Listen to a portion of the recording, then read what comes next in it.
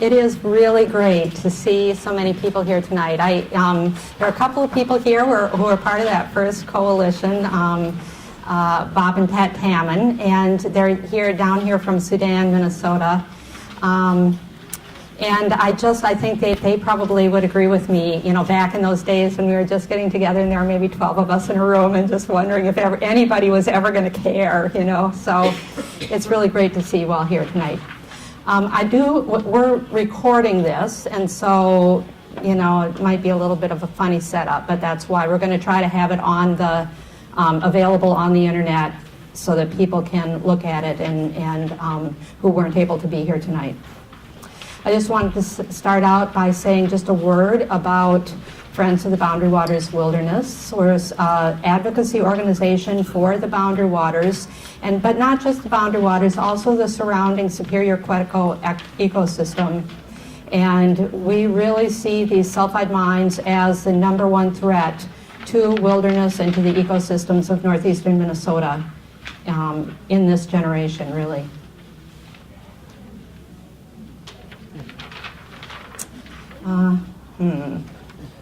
Not quite sure how to... Okay, there we go.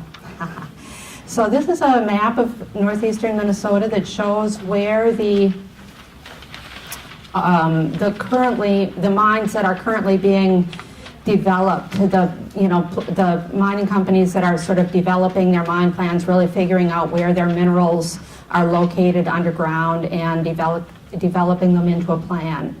And can you guys see this arrow? Is the arrow showing up? Okay. Yes. So this is PolyMet right here, and it shows just a little tiny pink speck, but it actually stretches quite a ways over here because this just shows the minerals. It doesn't show the whole processing plant and everything. And then up here is the Twin Metals mine that would be right next, adjacent to the Boundary Waters. There's a mine that is quite far along that's down here in Aiken County that is in the headwaters, partially in the headwaters of the St. Croix River. And Tecaminco is also in the Boundary Water, in the watershed of the Boundary Waters, flowing downstream. The water flows downstream towards the Boundary Waters, and that's probably the third mine that would come along. So you can see that it's more than just one mine. And this is a little bit more of a close-up of some of those this is where there's really active mining exploration going on right now in that area. You can see the watershed divide, the gray. In the gray, the water flows towards Lake Superior, and up here it flows through the Boundary Waters and towards Rainy River. A lot of people ask us at Friends of the Boundary Waters why we're concerned.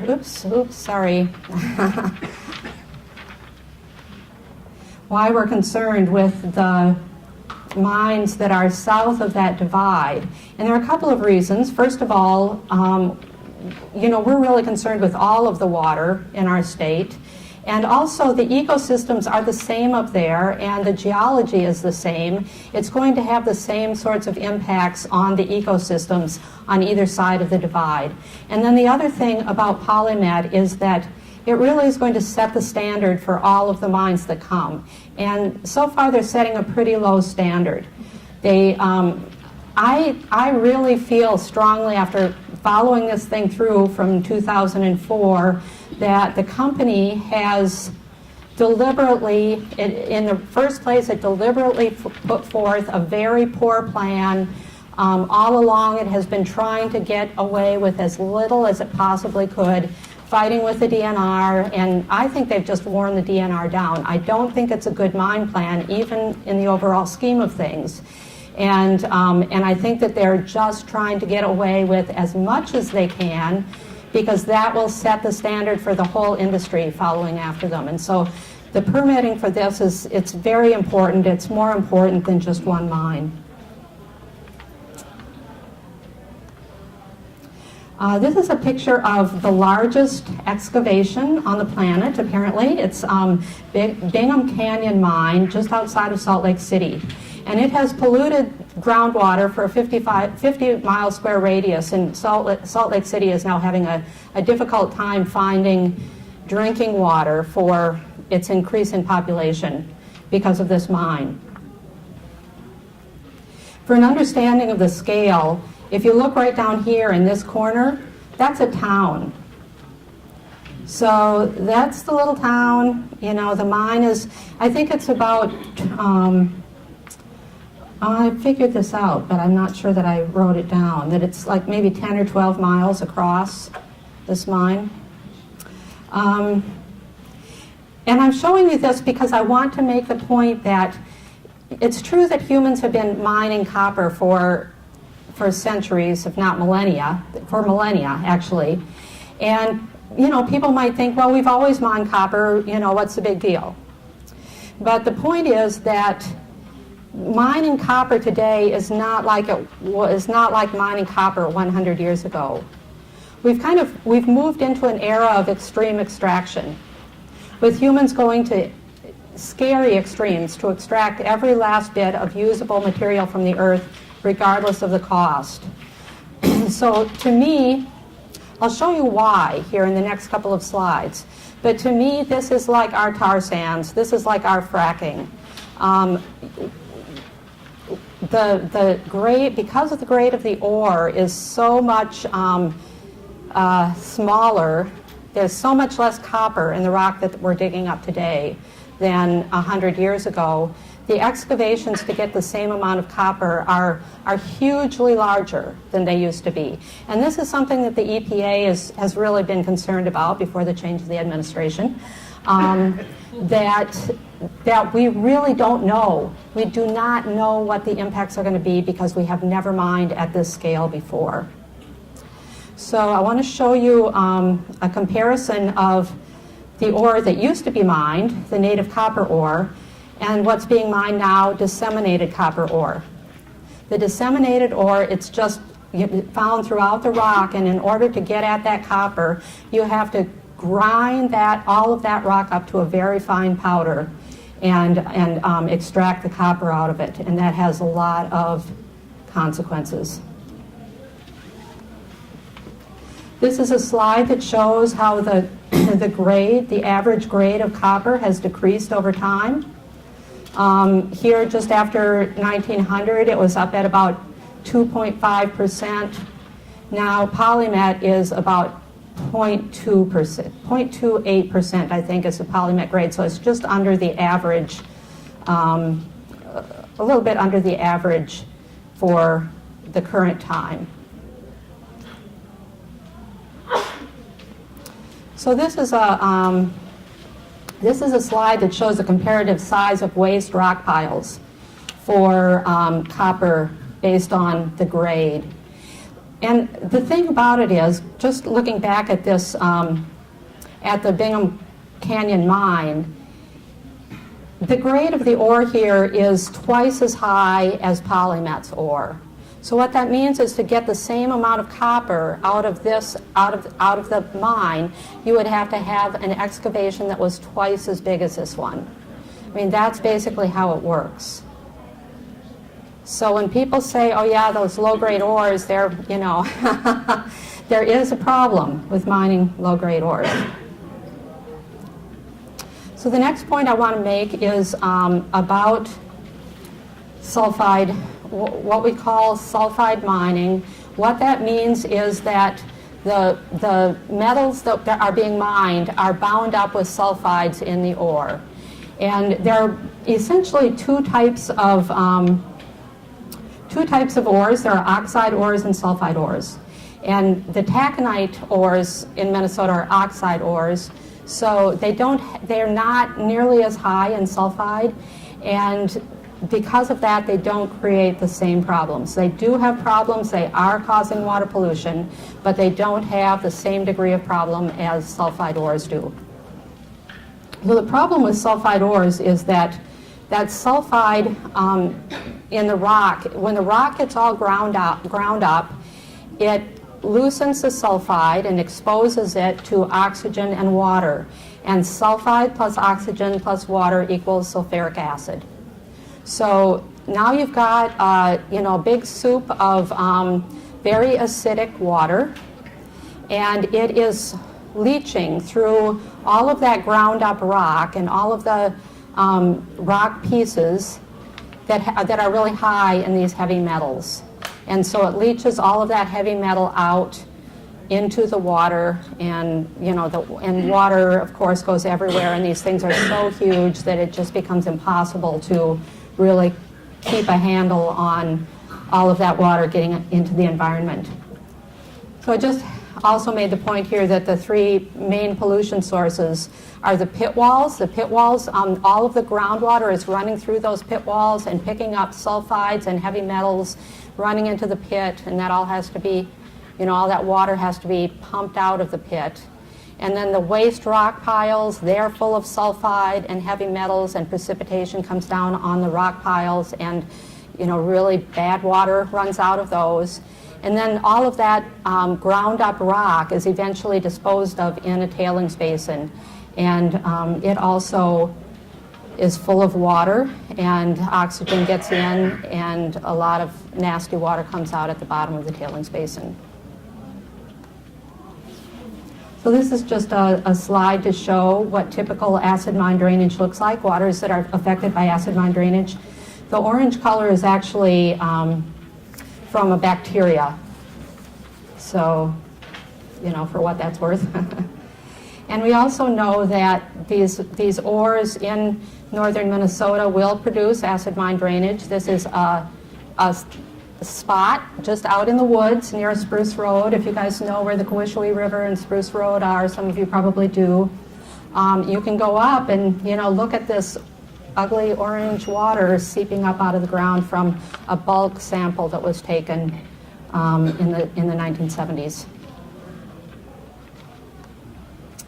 So now I'm going to move on to the specifics of PolyMet. And there have been a lot of people have already been asking me tonight, so I should probably say something. There are a lot of questions. There are two mine proposals that are pretty active right now.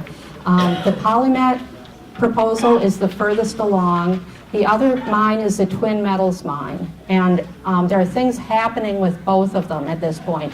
But tonight I'm just going to talk about the PolyMet mine. We do have these big public hearings coming up next week on it. But at the end of the end of the time period, if people want to ask questions about Twin Metals, I'm also happy to answer any questions that you have about that. So first, maybe, I don't know, how much people have been staying up on this whole issue from the start, and I'm probably repeating things that a lot of you already know, but I thought I'd just kind of run us through the process a little bit. All of these mines need a lot of permits, and they need both state and federal permits. But before those permits can be issued, the agencies have to prepare an environmental impact statement. And this was a very long process for PolyMet, and I've just told you why. The mine started out with a really poor mine plan, and have not been willing to really put everything into designing the best possible mine that they could from the start, and therefore it has taken a very long time to get them up to the point where the federal or the agencies would actually accept the plan that they had. So the environmental impact statement, I think the first one came out in 2009, and then we had another version in 2013, and then here is the final that came out in November of 2015.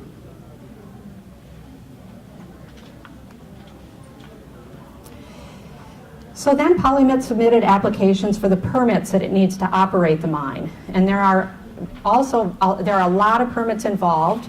But the number, this is just a slide of the DNR's time frame for the primary permits that the DNR is issuing. And the one that I'm going to talk about here tonight is the permit to mine. We're also reviewing all of the others, the dam safety permit, the water appropriations permit. They're all very important. The one that the public hearing is primarily about is the permit to mine. And the other permit that's really important is from the Minnesota Pollution Control Agency, which is a wastewater discharge permit. So the Pollution Control Agency will also be there, and will also be talking about the wastewater permit, and they are available to answer people's questions. And I think it is those two permits working together, the permit to mine and the water discharge permit, wastewater discharge permit, that are really going to allow PolyMet to pollute the water at the site. So, important permits. Okay, so now I'm going to get into talking about the mine itself. This is a map view of the entire mine site. This is where the mining is going to be done over here on this side. This is where the plant is. It's going to process the ore, and then all the tailings will be disposed here at this is the tailings basin here. And the reason I'm showing this particular slide is because you can see the property line here. It's yellow on this side, green on this side. That is all going to be PolyMet's property. And the reason that that's important, do I want to talk about this yet? Yes. Here, this line, the red line here is kind of the haul site from one point to the other. But the thing really to understand about all of these mines is that every single one of these mines contaminates the groundwater. If there is there are a couple of mines in the desert that haven't encountered groundwater, but if there's groundwater at the site, the groundwater does end up contaminated, always. And the situation is that the states simply allow the mining company to pollute a certain amount of groundwater in order to build these mines. Minnesota does not have a statute or a regulation that allows a mine to contaminate groundwater. And the law in Minnesota is that all groundwater belongs to the public. Even water under your own property, it still belongs to the public, just like a lake would belong to the public even if it was surrounded by private land. But Minnesota Pollution Control Agency, in its wisdom, has decided that it is going to allow mines to pollute groundwater up to the property line. So, yeah. So this mine, from one end of this site to the other, you can see is about 12 miles. I figured this all out. I figured that it's about 30 square miles that they would be allowed to pollute, which is about half the size of Minneapolis.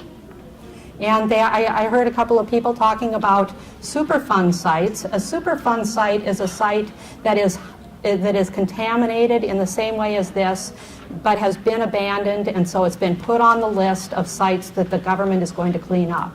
So you can't really call them Superfund sites, and yet they are exactly the same as a Superfund site. It's just that we're allowing them to happen. And most of the major polluted the largest Superfund sites in the United States are abandoned mine sites. Okay, let's see, where are we at? So the name of the game really is containing the groundwater from going beyond the property line. It's not about keeping the groundwater from becoming contaminated. It's about keeping that water from flowing beyond the site. Okay, sorry. So this is a table that I wanted to show you. There's another aspect of this that I want you to understand, and that is that at these mines, the contamination lasts for a very, very long time, thousands of years. And sometimes it takes a very long time for the acidic conditions even to develop in the first place. Sometimes it's decades after the mine has closed before the water turns acidic and regulators and the public really realize that they have a problem. So I don't know if you remember the newspaper article. It was a couple of years ago now. 500 years, the water is going to have to be treated for 500 years. And, everyone freaked out, the public freaked out. And so DNR decided to use the strategy of not knowing. The DNR decided not to require PolyMet to estimate how long the contamination at the site will continue. And if you say anything about it to them, they'll say, well, you know, we don't know that it's going to have to go that long because the modeling wasn't designed to tell us that. And so we just don't know. They don't know. And they purposefully don't know. So we don't have that information for the PolyMet mine. But I'm showing you a table from the Flambeau mine in Wisconsin that was permitted and mined, you know, back in the 90s. This is something from their permit application. And before we get into this little slide, I want to tell you that the water quality at this was the predicted water quality when they were applying for the permits. The water quality at that site is as much as 20 times worse than these predictions were. And so you can't look at the numbers because the numbers are wrong.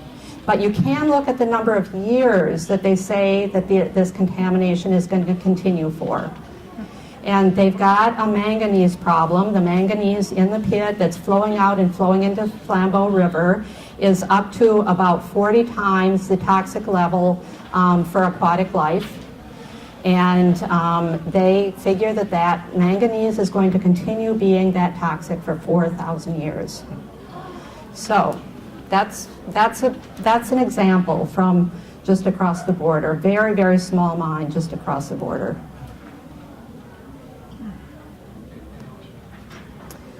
Okay, so I'm going to take you through the mine a little bit and tell you what's involved. This slide shows the mine site. This is these are the pits that the mine is that the rock is going to be dug out of. And all of that rock is brought up to the surface, and then it's sorted into the really bad rock, which is category 4, and category 2, 3. Those are the rocks that's the rock that's really high in sulfides. And then there's a category 1 rock, which is much lower in sulfide. So one of the problems that a lot of these mines have is that, you know, these are huge amounts of rocks. I mean, I don't know if you've seen the trucks, but they're bigger than houses.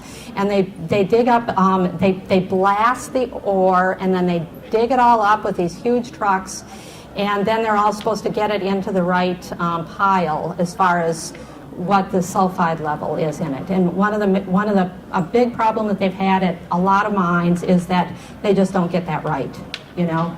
So they're treating things based on how much sulfide it has in it, but it's extremely difficult to do that with the degree of accuracy that you would need to, so that acid drainage doesn't start developing in the stockpiles where you thought that it would never happen. And I would say that there are mines all over the country where acid drainage has started up in stockpiles where it was never supposed to happen. So these category 2, 3, and 4 stockpiles, all of that rock is going to end up being put back into the pits after the pits are mined out, and then, or into the east pit, not into the west pit, but into the east pit. And then it's going to all be filled with water, and the west pit is going to be also allowed to fill up with water after mining is done. And it'll take about 40 years or so for the pits to fill up, I believe. And I've kind of lost my place a little bit here, so I need to take a moment.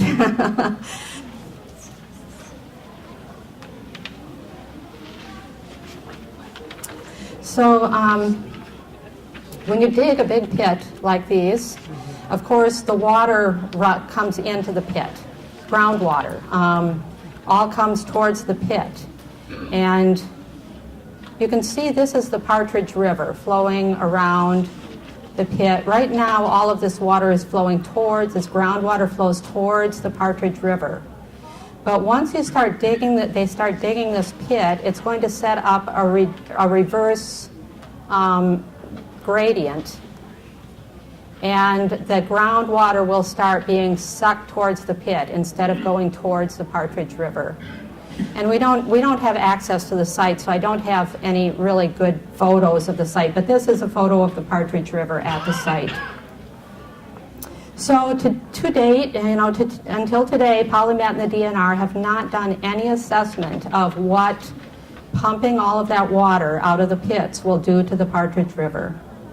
They have completely ignored the loss of groundwater, and yet they say that that they've determined that there's not going to be any impact on the Partridge River. So that's one of my big problems. That's a problem that I have actually with the water appropriations permit. The DNR also has no idea how much water actually will be flowing into the pit. They've decided not to require the hydrogeological study that would be needed to give them that information. And the size of the amount of water that they're allowing in the water appropriations permit is based on how much water their pumps are able to handle, rather than on how much water is going to be actually flowing into the mine, because they absolutely have no idea how much water is going to be flowing into the mine. So as that water flows into the mine, it flows through the fractured rock in the pit walls, where the sulfur and metals that were buried deep in the bedrock are now completely exposed to air and water. And you can imagine that all that water then running down the walls of this pit becomes very acidic, full of heavy metals, ends up in a pool in the bottom of the pit. This is a pit in Arizona. And then it all has to be treated before it's released to the environment. So what PolyMet plans to do is pipe all of this dirty water over to the plant site and use it either to process the ore or discharge it all into the tailings basin. And then at the bottom of the tailings basin where it comes out, it'll be polluted and they'll treat it. And then they're going to discharge it over there so that the Partridge River is just being completely dewatered. And I did the math when the water appropriations permit came out and found that the amount of water that they're allowing PolyMet to appropriate from the Partridge River headwaters is 3 times the amount of precipitation on that area. So, and there's no other source of water there. I mean, it's a headwaters. It's all precipitation. So they'll be taking out 3 times as much water as goes into the system every year for 20 years. Let's see, and where am I now?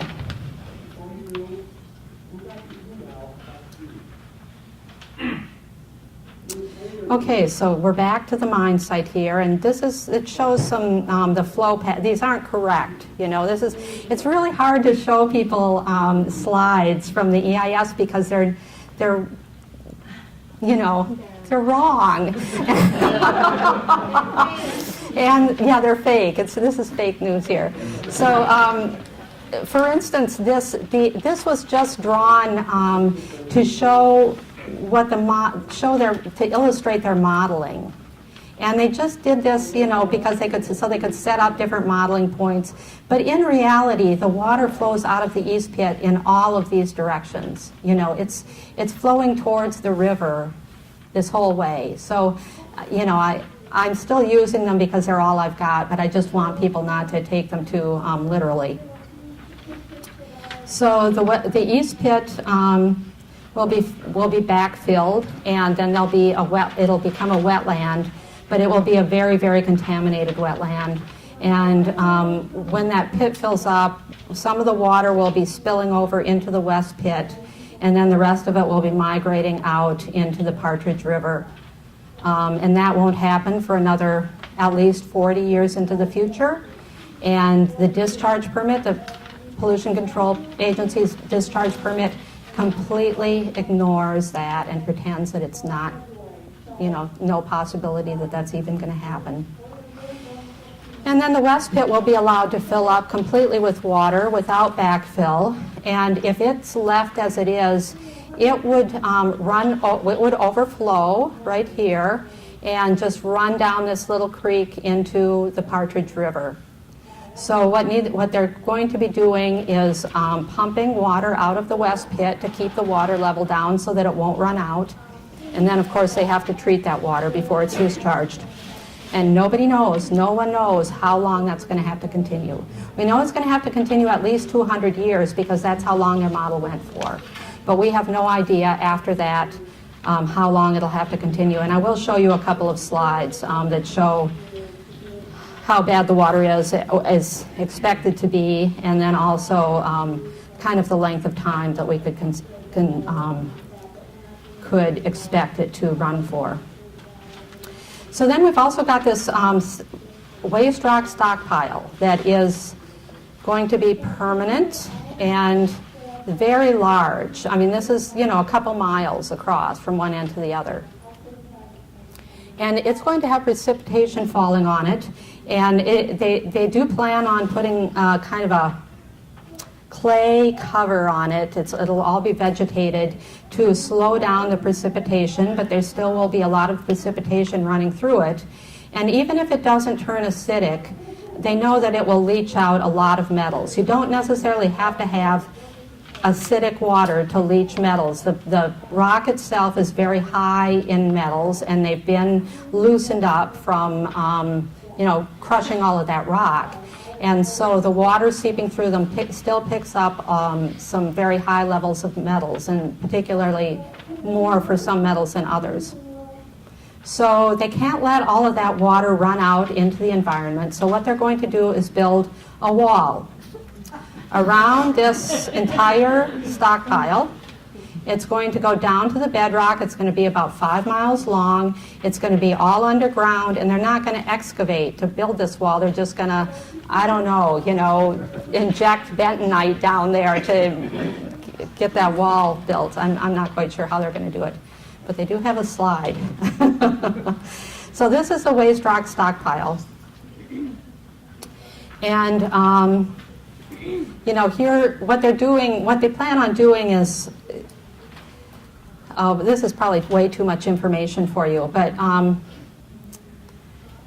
they're planning on putting that wall in and then keeping the water level on the outside of the wall higher than on the inside of the wall, so that any water, any cracks in the wall, the water will flow in rather than out.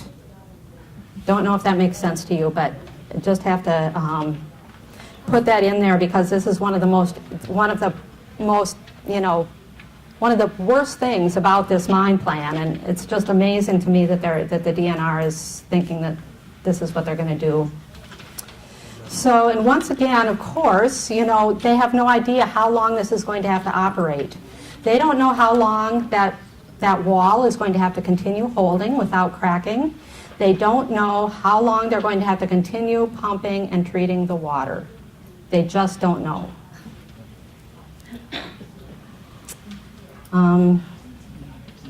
So part of the mine plan, part of the whole operation is the travel corridor in between. And I'm just pointing this out because this is a haul route for the rail, for hauling by rail all of the ore that comes out of the mines over to the plant site. And it's also where the pipelines will run, full of really nasty water.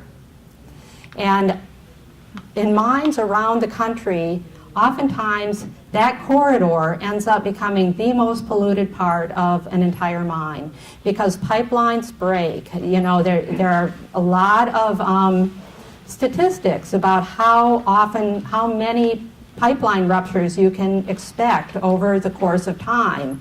And we know that at some point in the hundreds of years, centuries that this is supposed to operate, that we will have pipeline spills.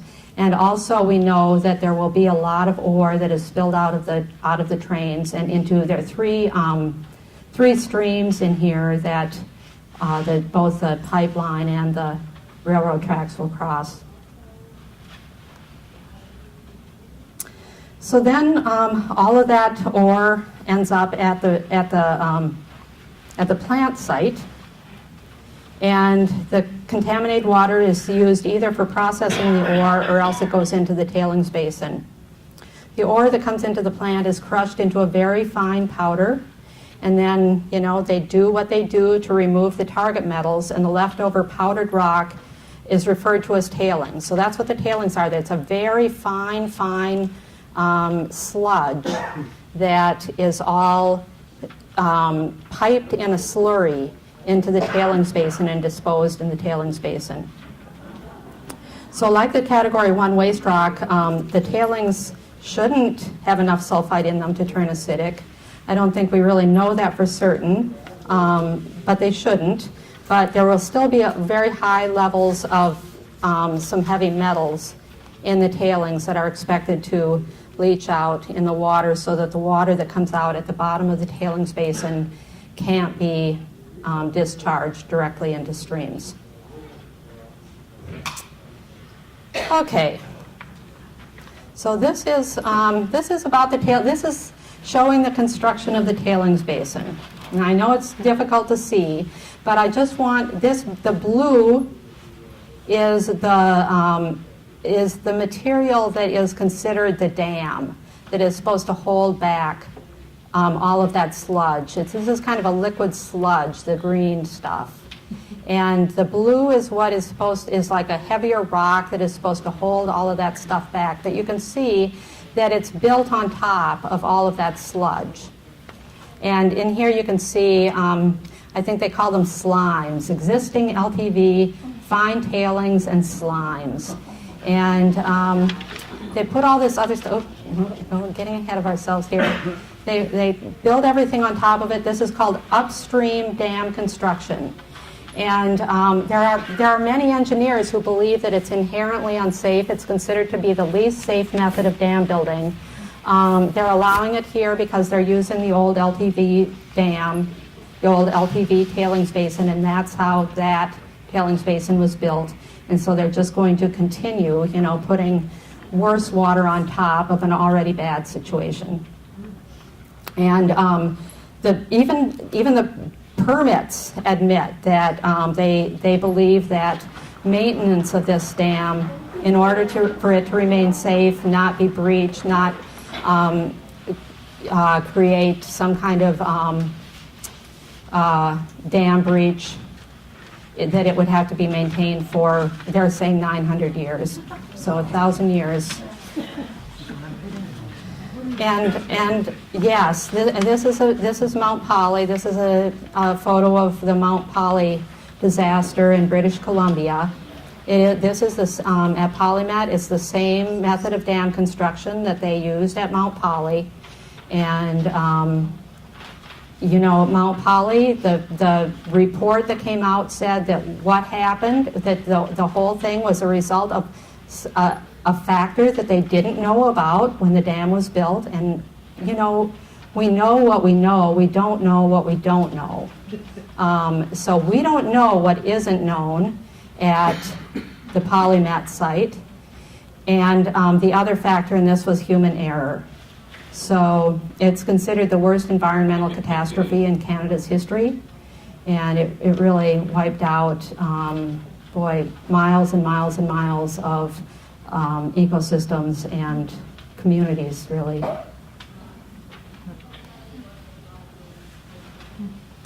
So the dams are built to leak water. If they didn't leak water, they would have to be much larger and much stronger. And so the contaminated water comes out at the bottom. And you can see here's this is the dam. You can see how they're built up, each thing is built up on top of tailings. I don't know why this keeps doing this to me. And the water, here's the pond that's on top of the tailings, and it's all seeping through and it's coming out, and they're going to have another wall here, just like the one around the Category 1 waste rock pile. They're going to build a wall all around the tailings dam, another 5-mile long wall that's going to collect all of the water that comes out of the bottom of that tailings basin.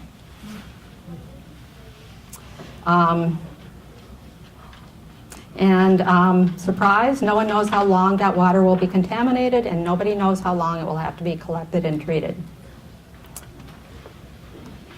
So these are some of the predictions that the mining company made about what the level of contamination in these are just from the mine site. This isn't the tailings basin, but it tells you a little bit about how bad the water is supposed to be.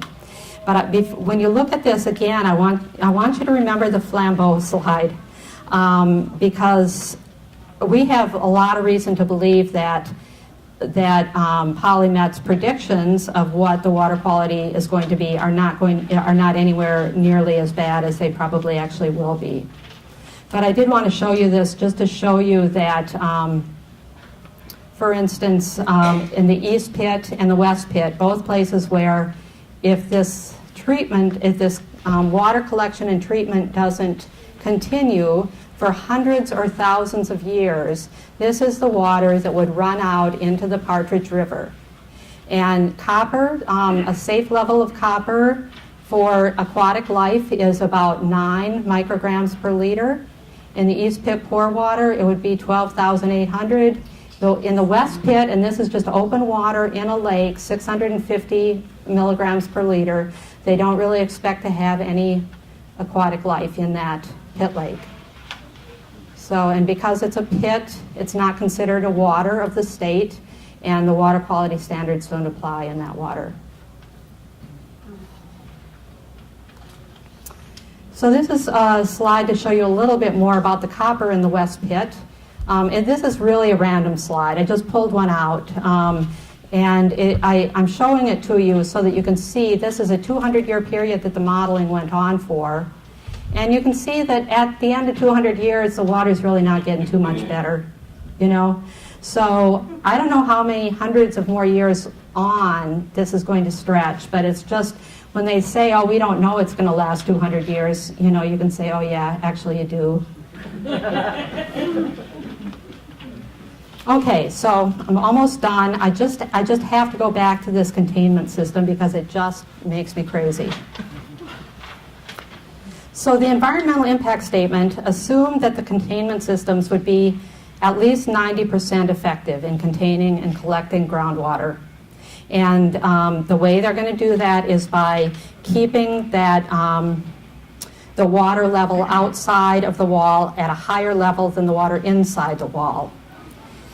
And I believe, I spent 3 or 4 hours this morning trying to find the answer to this in all of their documents, and I was never able to actually find a place where it really said this. But I believe that in their modeling, they assumed that that hydrological gradient would be maintained at all times. And now in the permit is kind of vague on this point, but I think what the permit is saying is that that reverse gradient would be maintained under average annual conditions. And what that means, pretty explicitly actually in the permit, is that when during snowmelt and during large rain events, that reverse gradient would not be required. And so if there are any cracks in the wall, you know, who knows? Who knows how much water is going to come flowing out of there.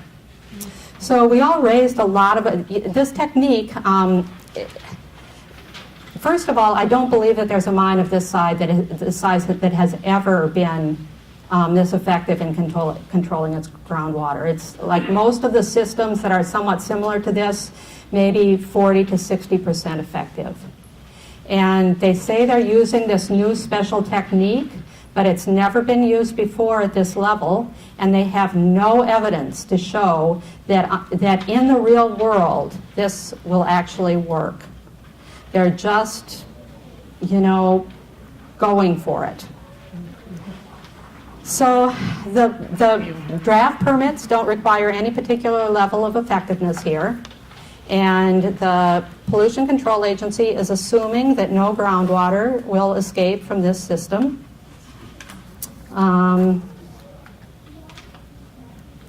Average annual conditions is not defined anywhere in the permit. There is no violation, even if they find out that water did get through, it's not a violation of the permit. So PolyMet and the mining industry keep telling us that the EIS determined that there would be no significant water quality impacts from this mine. But that determination is completely dependent on these containment systems being 90% effective. And as far as I can see, no one knows if it's going to work, and no one knows what the impacts will be if it doesn't, because they didn't put that into the EIS. and no one knows if there'll be an effective way to fix the problem if it happens. And I've been really focused on water tonight, but I just want to say that the mine will also destroy a lot of rare natural communities and some really important habitat. And this mine site, you know, this is a great gray owl. Great gray owls are very rare in Minnesota. And the mine site has is a nesting spot for great gray owls.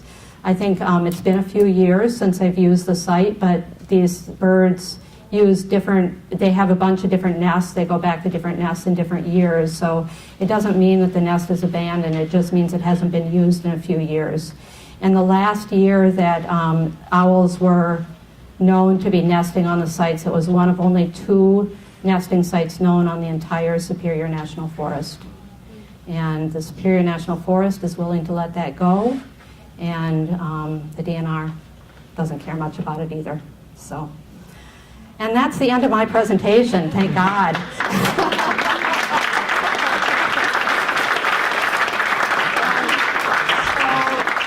I'm going to be here to answer questions, but